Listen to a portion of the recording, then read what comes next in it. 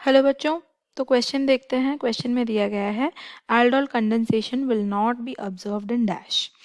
Option A में दिया गया है क्लोरल, ऑप्शन बी में दिया गया है फिनाइल एसिटल्डिहाइड, ऑप्शन सी में दिया गया है हेक्सानल एंड ऑप्शन डी में दिया गया है नन ऑफ दीज। तो इस क्वेश्चन को करने के लिए जो की कॉन्सेप्ट की हमको ज़रूरत है वो ये है कि हमको पता रहना चाहिए कि एल्डोल कंडेंसेशन जो है वो कौन शो कर सकता है।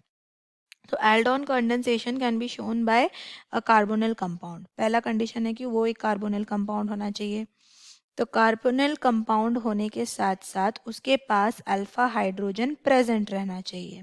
ये उसके दो कंडीशंस हैं। तो कार्बोनिल कंपाउंड यानी कि अदर वो एल्डिहाइड नहीं तो वो कीटोन होना चाहिए और उसके अल्फा कार्बन में एक हाइड्रोजन पक्का से रहना ही चाहिए।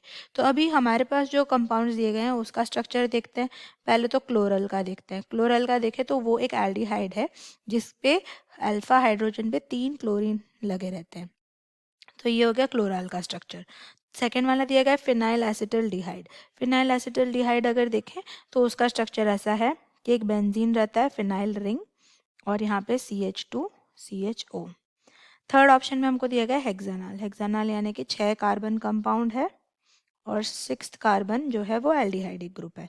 तो यहाँ पे ऐसे लिख देंगे CH3 CH2 CH2 CH2 CH2 CHO। तो यहाँ पे अगर हम देखें ये अल्फा हाइड्रोजन है, अल्फा कार्बन है। अल्फा कार्बन पे एक भी हाइड्रोजन नहीं है, no alpha hydrogen present.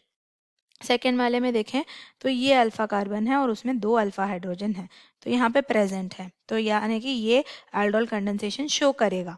Third compound देखें तो यहाँ पे भी अल्फा कार्बन पे 2 हाइड्रोजन है, तो ये भी शो करेगा। सिर्फ ऑप्शन ए जो है वो एल्डोल कंडेंसेशन नहीं शो करेगा क्योंकि उसके पास अल्फा हाइड्रोजन प्रेजेंट नहीं है।